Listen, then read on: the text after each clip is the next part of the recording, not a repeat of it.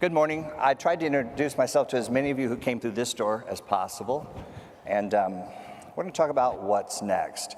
I'm a very informal presenter. I'm not your traditional presenter, and so we're going to start with this.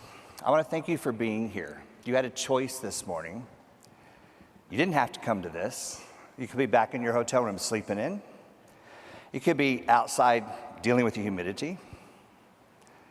You could be having an early morning adult beverage in your coffee, but you've chosen to be here. And I respect that, I appreciate it, and I want to thank you in advance for your mental engagement. I am here for you. You are not here for me. Let's get this straight right off the bat.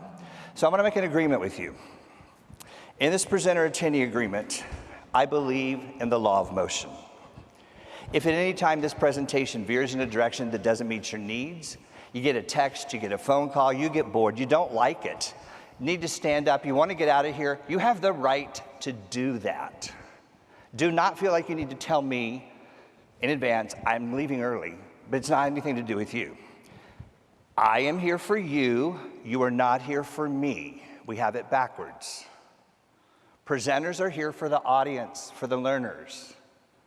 So you have the right and my invitation to take care of your needs. You're adults, take care of your needs.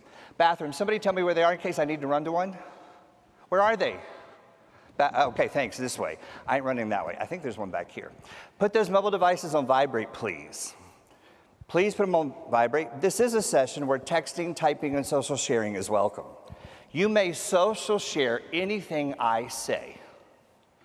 You can use Twitter, Facebook, take pictures, anything you want. You may not social share anything anybody else in the room says unless they give you permission, okay? The presenter-attendee agreement, I believe in Twitter. If somebody in here is going to be tweeting, I'm going to ask you to use the golden rule this morning. Tweet unto others as you'd have them tweet unto you. And I'm going to ask you to do this. Tweet something good before you tweet anything bad, okay? And finally, well, let's make understanding the goal. I'm going to talk to you about the biology of learning. The biology of learning, and we're going to talk about how to take all this stuff you've taken in for the past couple of days and use it back on your job. So understanding is critical. And I'm going to declare that this is a safe space. You're allowed to disagree with me. You're allowed to push back on me. You're allowed to question and doubt. I know that's critical for learning. And finally, you get a free pass. You may use this free pass as frequently and as often as you like, because I'm going to ask you to do some things. And if you don't want to do it, just tell your neighbor you're using your free pass, all right? So if that works for you, give me a thumbs up. If it doesn't work for you, thumbs down. Don't care, thumbs sideways. I will wait till I see thumbs. All right, I've got you doing that. Here's a little bit about me. I'm a nonprofit junkie. I spent most of my life here in Texas. I live in Dallas now. I love San Antonio. I used to live in Corpus Christi, and I've lived in Austin. Most of my life I spent running education and meetings for nonprofit associations. I took a 3-year stint here in Texas in Austin as a political aide, where I wrote speeches for the 3rd highest ranking political official here in Texas. I'm a meeting and event professional. My background is education. My post-baccalaureate work is in the study of andragogy. Anybody in the room know what that is? You have no idea, right? Andragogy. Pedagogy? Is that one getting closer? How about a pediatrician? You know what a pediatrician is, right? What's a pediatrician? A child doctor. Pedagogy is the art and science of teaching children. The art and science of teaching children. Andragogy is the study of how the human adult brain learns. It has nothing to do with the teaching aspect. It has to do with the learning aspect. So, about 5 years ago, I had to unlearn everything I had learned in college because it was wrong. That's hard. The science came out. We now have 20 to 30 years of research of what works with learning and what doesn't work. We know what happens in the brain, what parts of the brain light up, what the process is that has to happen for you to learn something so that you'll apply it. I had to unlearn everything I had been teaching for years and based my life on. Learning, unlearning, and relearning are the 3 critical skills you need for your future. So here's what I'd like for you to do. I hope you're sitting near somebody. If you're not, you might want to get up and move. I would like for you to talk to your neighbor on your right or left. The best thing about San Antonio is what? Turn to your neighbor on your right or your left, in front of you or behind you. What's the best thing about San Antonio that you've experienced so far? Do that now. Okay, so let's talk about this as a group. Just looking for a couple people that just will shout out to me, what's the best thing that you've experienced about San Antonio so far? Mexican food. Margaritas, yes. I love watermelon. Guess where I'm going with this? I love watermelon margaritas. But I call myself a tequila snob. I learned early on in life the higher priced tequilas, you don't have the hangovers that you do from the cheaper tequilas. The longer the tequila has aged, the smoother it is going down and the more I drink. Margaritas, absolutely. And if you've not had a margarita and you drink adult beverages, you must have one while you're here in San Antonio. Go get one. So this is where some of the information I'm going to give you today is coming from. I'm going to take some of what you've been doing for the past 2 days and wrap it up, but I'm taking some science. One of the organizations, is there anybody here from UT? Anybody here from UT? Yes. Part of where I spent my grad studies. UT Dallas and the chancellor of UT in January 2 years ago declared that for the next 10 years, we're going to be studying the health of our brains. We are entering into the neuroscience field. We're entering into what's happening because the brain has been unexplored. This book here, Make Your Brain Smarter, comes from Dr. Sandra Bond Chapman. She is the founder and the originator of the Brain Health Institute in Dallas and the Center for Brain Improvement, which is the translational arm of the research from neuroscience. It's all about what's working in the neuroscience field and how to put it to work in your lives, personally, professionally, businesses, and organizations. I've grown fond of this organization because they take high-level research and help somebody like me put it into practice so that I can ward off early dementia and early Alzheimer's. We're going to practice some of these principles today. Learning without thought is labor lost. Thought without learning is perilous. Here's what we're going to talk about. We're going to summarize the critical 2017 plant pathology findings and elaborate on how to apply them. You're going to do this, not me. We're going to explore the latest neuroscience and cognitive psychology findings of the biology of learning. We're going to identify actionable key takeaways from this week that you can apply. By the end of this presentation, I hope you're able to do one of these on your own. So I call them learner outcomes. This presentation was designed with the outcomes in mind first and designed backwards. Here's the 3, and this is the only time you'll see this many words from me on the screen.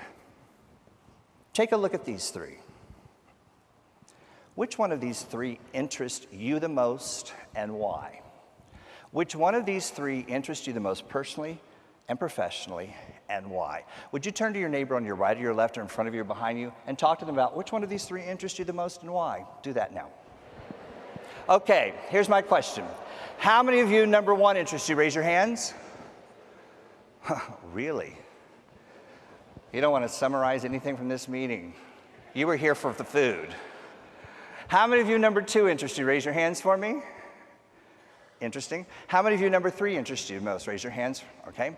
Any brave souls in the room willing to say more than one of these interests you? Would you raise your hands for me? Just a few of you. Any braver souls in the room willing to say none of this interests you? I'm serious. So I would suggest you go spend your time somewhere else. Let's not waste your time. Why would this be important to you? What's in this presentation for the next 30, 45 minutes for you? Well, I believe that you're all leaders. You're the silent heroes of our society. People don't understand what you do for a living, and you're pretty quiet about it. And this is the last thing we want to have happen, both in our society and in your roles as potholes in life. We want to be the leaders. I happen to know that if something were to happen within the plant species in our world, you would be the ones we would turn to help fix it. We would need your wisdom and insight. So what's in this presentation is how do you lead as kind of the introverted leader, the silent, behind-the-scenes stage hero. Believe it or not, I'm an introvert. I've learned to survive in an extroverted world. I can be extroverted when need be. And I think this leadership thing is really critical. Even if you're a silent leader and you lead by serving and you lead by helping us, we need you. So what's in this presentation is how to take what's happening here and own it. So here's my questions for you. What's next? What are you becoming? What are you worth? Well, Jeff, I think I have an answer to that. Everything has cost, and everything has worth. $1. There you go. 4 quarters? You don't want 4 quarters? 4 quarters, he'll take it. There you go. There we go. 10 dimes. 20 nickels, 100 pennies. Or if you're feeling kind of fancy, 5 dimes, 5 nickels and a quarter, right? 20 pennies, 10 nickels, 3 dimes, change the order. You'll still find that 1 quarter, 2 dimes, and 11 nickels, no matter what you call her, she'll always end up $1. Now, this singular rectangular piece of government printed paper has, by its very nature, both cost and worth. And you know how much it costs because you know how much it's worth, right? 27 pennies, 1 quarter, 3 nickels, 2 dimes, and those 3 more copper coins on the couch cushions that you thought you lost will always be worth $1 because you know how much $1 costs, right? It's intrinsically linked, like an ocean to its beach, like a mouth to its speech, like an arm to its reach. The cost and worth of this cotton woven purse are tied tighter than the fibers of its manufactured birth. $1 is always worth $1. That's right. But what about you? What are you worth? Now, I'm not talking about assets or investments or whether or not your salary is enough to land you on the Forbes list. When I ask this, what are you worth? I'm not asking, what do you cost? Because I happen to believe that we as human beings are worth far more than we cost. But that's not what comes across when we only give in worth what we take in cost, right? $80,000 a year, 40 hours a week, one satisfied boss, that's what you cost. But if you look at your job, like I hope you will, you'll see that many of us don't view ourselves any differently than we view this dollar bill. And neither will those around you, because as long as you measure your worth by the measure of your cost, you'll never look any different from the millions of printed dollar bills coming off the American mill, because not working for your worth but working for your cost is not how businesses win, it's how they are lost.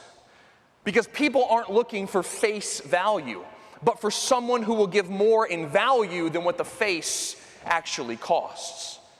Take this conference, for example.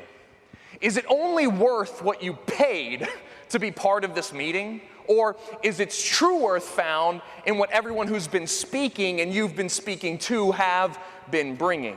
When you go home and a coworker says, hey, how did it go? Will you just hand them an expense report thinking that's all you have to show?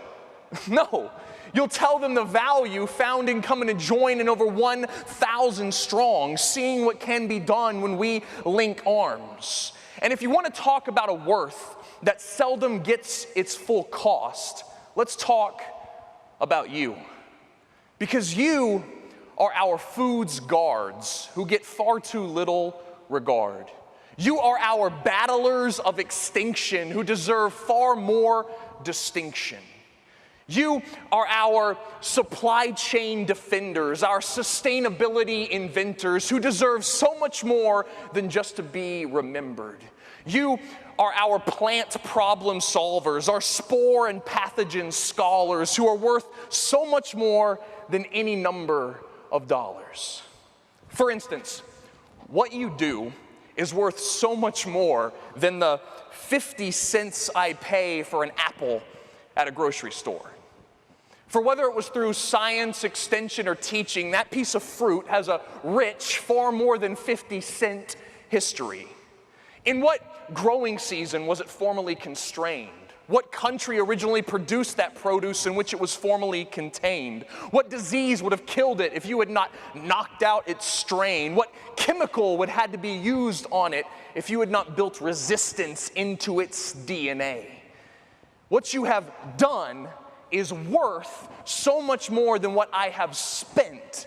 But the beauty of the value you create is that I can still buy that same apple for just 50 cents.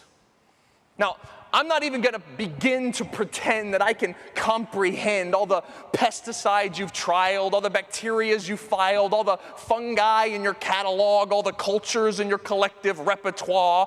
I cannot overemphasize your value, even with all my poetic emphasis. For you are high impact, but low visibility. You're like the very process of photosynthesis. For what you've done, by doing what you've done, you've built a giant hole of debt that all my words of thanks cannot even begin to fill. So all I can hope to do is remind you that you are not a dollar bill. And as you start to give more in worth than what you're paid, what you cost will build. It's not about how much interest you make to accumulate more wealth, but about how much interest you place in others above the interest you place in yourself. It's not about how many greenbacks you get, but about how many people you give value to and how much value you give to each and every one of them, because you are not a piece of paper that people spend in order to get something else. Your most valuable asset isn't just doing what you're paid to do, but the value you give out of yourself. And as you start to give more in worth than you take in payment, get ready. Because there will always be someone affected by your worth, not your cost, who will honor your abasement. So don't be the paper, be the poem. Don't be the payment, be the motion. Don't be the dollar, be the words. Don't be the cost, be the worth. Because when you start to give more in worth than you take when you're bought, you can finally let go of that wretched thing known as cost. Thank you very much.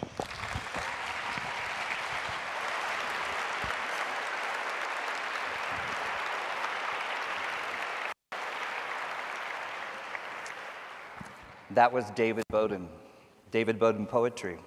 Can you tell this is not your normal general session? Can you also tell that we wanted to mix things up? It was intentional. He came from the back of the room. Some of you were still waiting for something to happen up here. Who made the rule that presentations have to start up here? Who made that rule? And why did we do that? What are we worth? What are you worth? I didn't understand half of what he said because it was in your words and your language, but I got the gist of it. You even laughed at the right place. Who said plant scientists were dull? You are some of the most passionate people around, but you rarely share with others the value of what you're doing. What are you worth? I'd like for you to turn to your neighbor on your right or your left and tell them, what are you worth? You do that now. Talk to your neighbor on your right or your left. What are you worth? Okay, let's talk about this as a group. Just a housekeeping rule. That money that David was throwing around like it was worthless, we need to collect it back because it came from your foundation. And so here's my question and my ask of you. If he handed you one of those dollars, would you reach in your wallet or purse and match it with another dollar? Let's give the foundation double what they gave us for that presentation, okay? Please, and and one other thing, I'm looking for a couple brave souls that'll go up on stage and collect all those dollars. I won't make you match everything that's on the stage.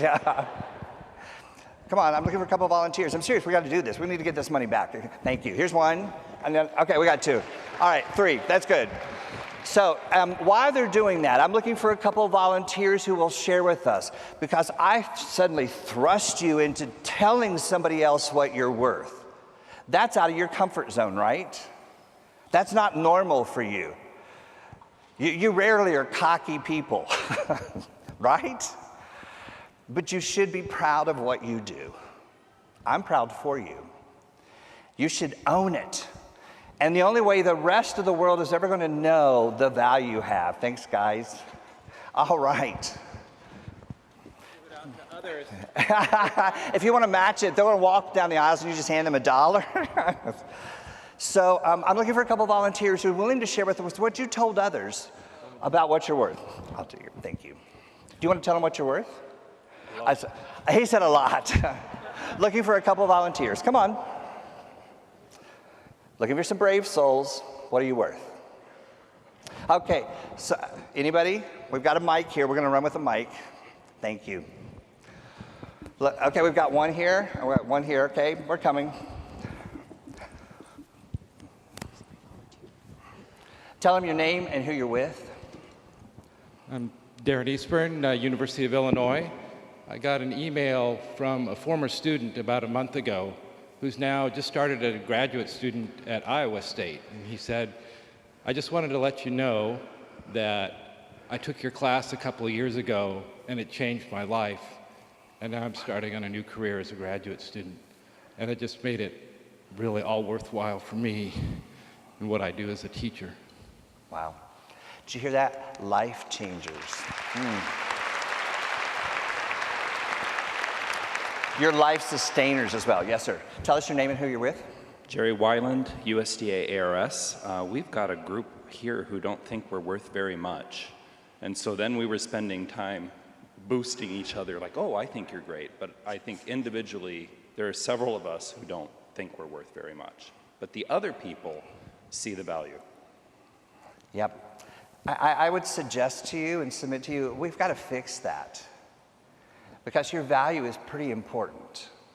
I see that. When I first started talking with Betty, and I'm with Velvet Chainsaw, the cool company named Velvet Chainsaw Consulting. I'm the Velvet side of the Velvet Chainsaw Consulting. When I started working with and finding out what you did, I was like, how come I don't know who you are? You're so important. And believe it or not, I was in North Dakota a couple weeks ago with another client who gets you, the National Farmers Union. I was working with the state leaders from the National Farmers Union. When they found out that I was coming to present, they said, we understand them very well because they help us keep sustainability of food for people in the world. They get you. Small family-owned farmers get you. Wow, what are you worth? Okay, who else? Any other volunteers? So let's move on. Thank you very much for playing. And those of you that have money, I'm assuming you're going to give it to one of the board members or give it to Betty. The brain avoids thinking. If this morning when I started asking you to do something, you had this feeling, ugh, really? Can't I just sit here and be quiet and listen? Your brain is built to avoid thinking, believe it or not. The way your brain is built is that when information comes in from the five senses, it comes in from the five senses, it goes to the hippocampus, it goes to the thalamus, and then it goes to a small almond-shaped part of your brain. It's in the back part of your brain. It's called the amygdala. I remember how to spell it because it's Amy G. Dalla. That's how to spell it. It's pronounced amygdala. Will you just say the word amygdala? Say the word, amygdala. So I call it Amy for short. Amy is neither male nor female. Let's get that straight. But people who work with me, we have this common language about Amy. Amy has preference and hierarchical treatment. Amy's the part of your brain that did not evolve with the rest of your brain. Amy's the part of your brain that just in case a prehistoric dinosaur or a tiger or somebody with a weapon runs into this room, Amy takes over. And you go into fight, flight, freeze, flee, or sexual reproduction. That's the fifth F. Some of you got it. Did you hear the delay? Some people got it later. It happens all the time. Amy will not give up the body's resources for you to think. Because when you think, you use 20 to 25% of the calories you burn each day. Oxygen, blood, proteins, and glucose. And Amy wants to hold on to those just in case Amy perceives a threat. Amy's not logical at all. Amy's very illogical. And regardless of you being scientists and logical people, I bet you've had this happen to you. You get an email from a boss or a superior or a colleague or a client or a relative, and you read it, it doesn't set too well with you. And you do this. Send. And you feel so good about it, you even walk to somebody else, or you pick up the phone and you call them and you say, do you know what this person just did? Well, here's what I did. I'm gathering by the laughter, you've had that experience? That's Amy's fault. Amy has the control.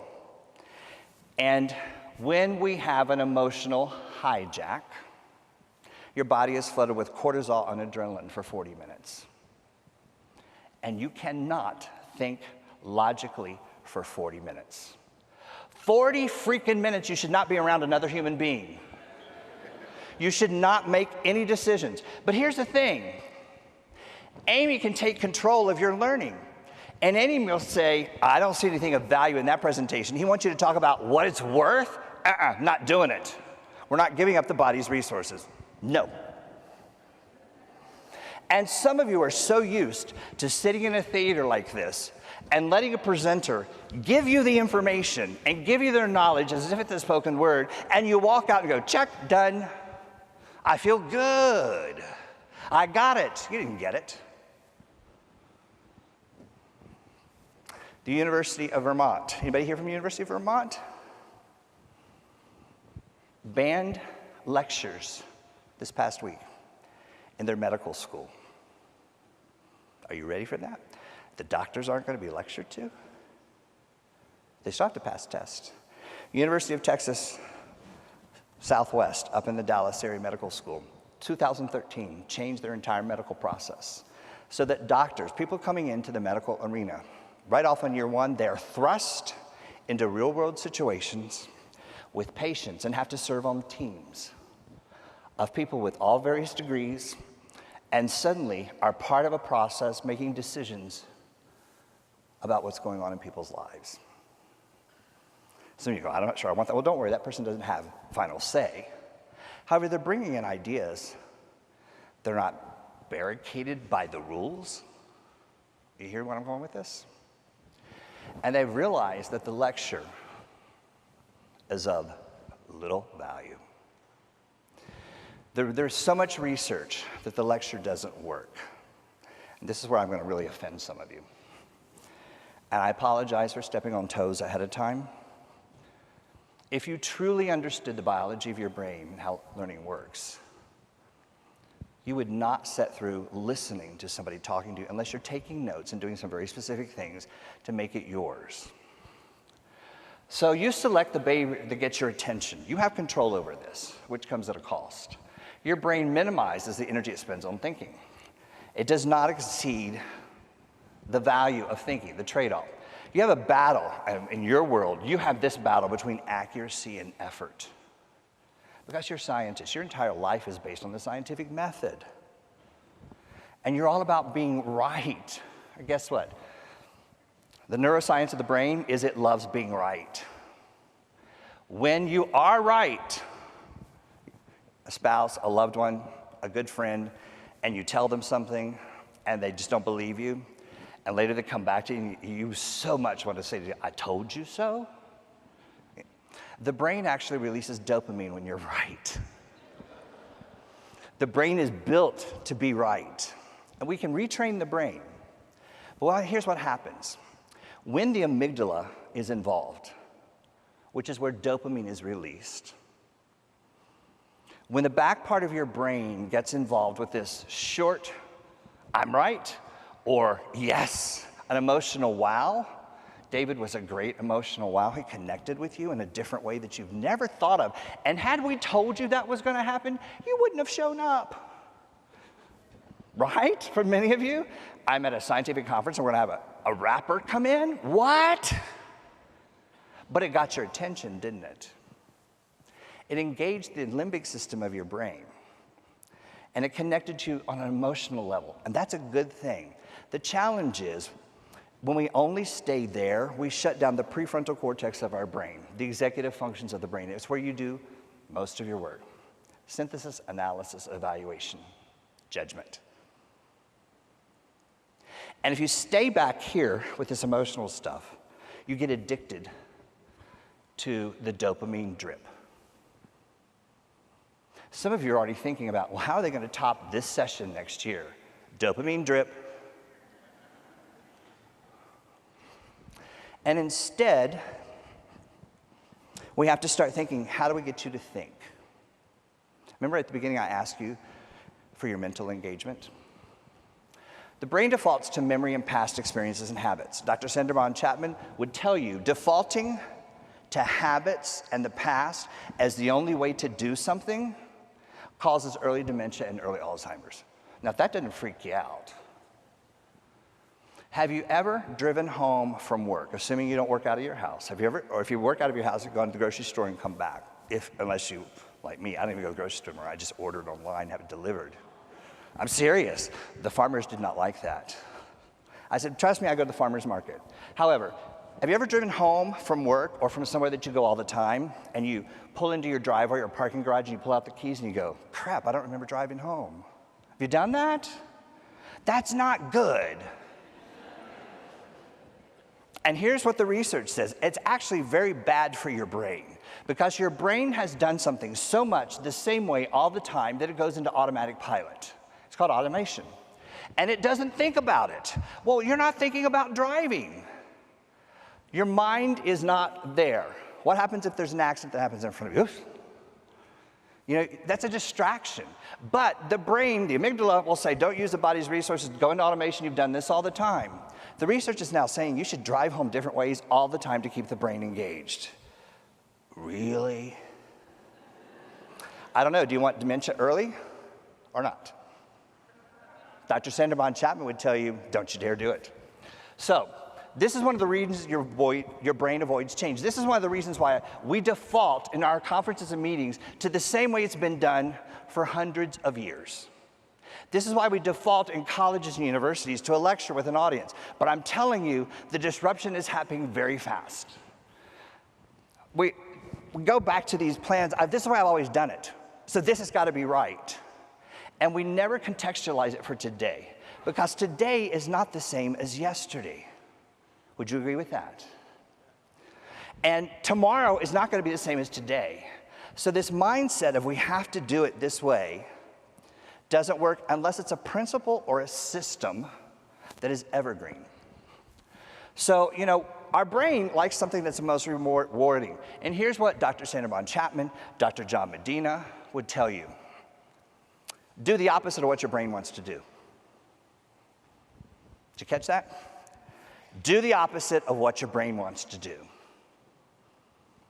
Your brain remembers certain things. So here's my question for you. How will you keep from returning to the past? How will you keep from returning to the past? I believe that you're here because this is your community, this is your tribe, this is where you feel safe, this is where you commiserate, this is where you complain, this is where you encourage each other, and there's no place else in the world where you can go where you can do that. It's here, and you pay to do that. So how do you keep evolving this conference experience to get your brain to think? Because for me, I don't care on the evaluations if you were happy with my presentation or you enjoyed it. To me, that's a failure. I care if I made you think. No thinking, no learning. How are you going to keep from returning to the past?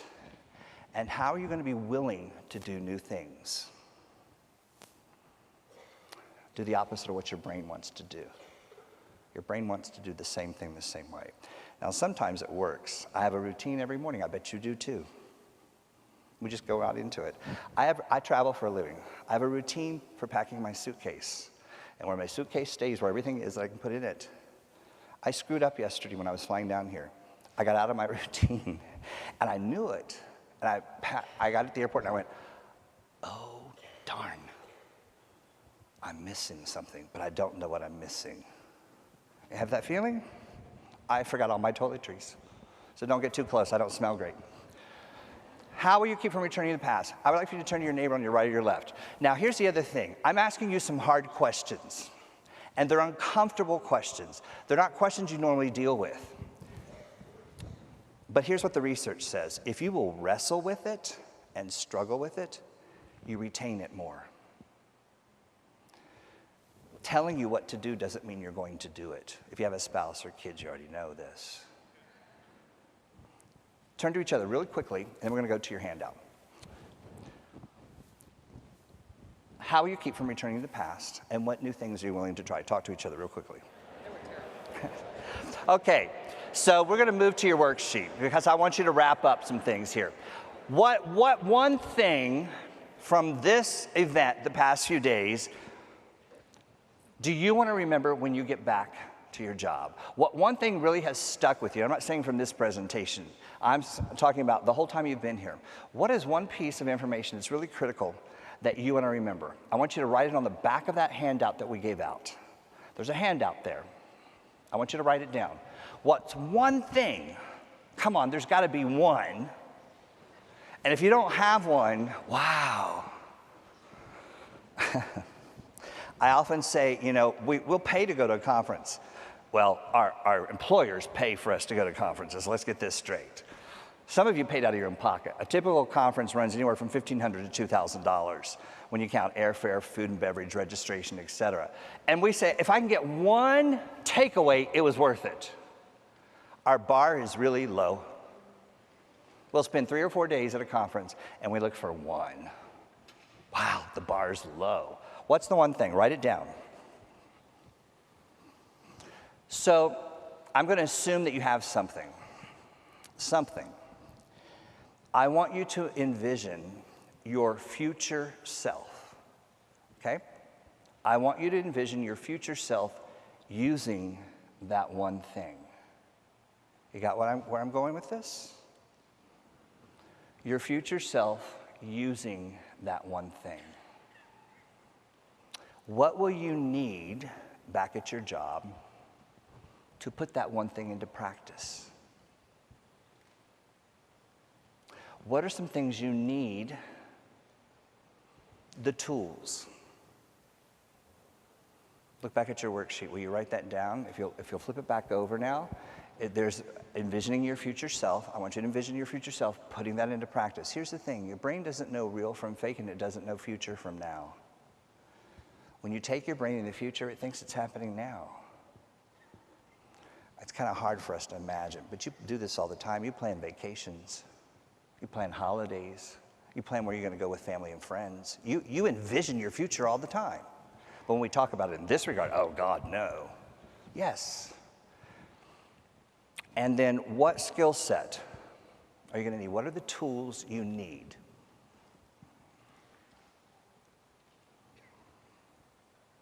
Here's the thing. My presentation, there's a lot more in here. I'm not about covering content. I do not believe covering content equals learning.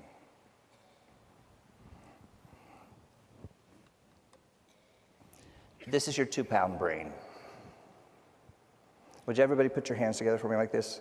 I want to teach you a high-level academic thing about your brain, the biology of your brain, really quickly, but I'm going to do it through mnemonic. You can go Google later to see if I'm right. Dr. James Zull is where this comes from. This is your 2-pound brain. The information comes in from the 5 senses. Goes to the hippocampus, the thalamus, and the amygdala. And then it goes to your brain stem. So I want you to wiggle your thumbs. Information is coming in all the time. This is the back part of your brain. This is the limbic system that loves the dopamine, the neural addictions that we have. So you wiggle that. Is that learning? Nope. Not at all. It's a start. Now, I want you to put your pointer finger up. It's not until your brain focuses on the information and points to it, gives it attention, does the learning process really start. Your brain is always receiving information. Some of you have listened to the drone of this air condition that's up here on the stage during this presentation. Some of you had no idea. Until I just pointed out, you didn't even realize it was going on. But your brain has been receiving that information and dropping it because it's not important. You haven't done this. So you have to point to it and connect it to your experiences and your knowledge. Now, give it the bird. This is where the brain goes, WTF, what does this freaking mean to me? Some of you are there, and you were there from the very beginning of this. What does this mean to me? It's called sense making. Unless you make sense of the information, no learning occurs. Are you getting this? And yet, what do we do to students or presentations? We get stuck here. Now, we're still not through. You have to receive the information. You have to connect it, point to it, connect it to your past experiences and your knowledge and your mental models that you have in your brain that become your biases. And then you have to make sense of it. Lastly, I want you to point to your, wheel your pinkies. And then you have to act on it. Acting on it can be writing it or talking about it. The research now shows that the people who do the most talking in the room have done the most learning. Ouch. That's a speaker. The people who've done the most talking in the room have done the most learning because they're processing the information. Presentations are designed logically because, come on, you're scientists. Everything's got to be logically. You do not learn linearly. You do not learn A plus B is C. Your learning is not linear. The brain jumps around topics from lots of different perspectives. It's called jumbling. And if we want learning to occur, naturally, the way the brain is built biologically, you jumble information up. Oh my God, no, I don't get it. Exactly, because we make the brain figure out the connections of it. But you do this naturally. You're evolving in the science all the time, are you not? Doesn't the science continue to evolve as the world continues to progress? So I tell you this because I hope that for the rest of today, I don't want you to get obsessed with this. I don't want you to focus on it so much you don't think about anything else. But if you will allow your brain to do what it does, and you will do this, and then you'll put it aside, you get your best ideas oftentimes when? In the shower? When you wake up, right? Because the brain has naturally processed the information, and the brain does what it does. So I'm going to encourage you, go to look at the rest of the slide deck. And I know that some of you are going to be mad. You're going to put on the evaluations. He didn't tell me how to do it, because that wouldn't help. You have to struggle with this. You have to wrestle with it. You have to go, I'm not there yet. You have to get mad at me. You have to walk out and tell off the board, which some of you are going to do, because it happens everywhere, because your brain wants to avoid thinking. What your brain likes to do and why you should do the opposite. If you can learn metacognition, learning about learning, you will have the best skill set next to learning, unlearning, and relearning that will help you survive in the coming years. Because learning has to continue. I hope that during this presentation, you've seen something a little bit different.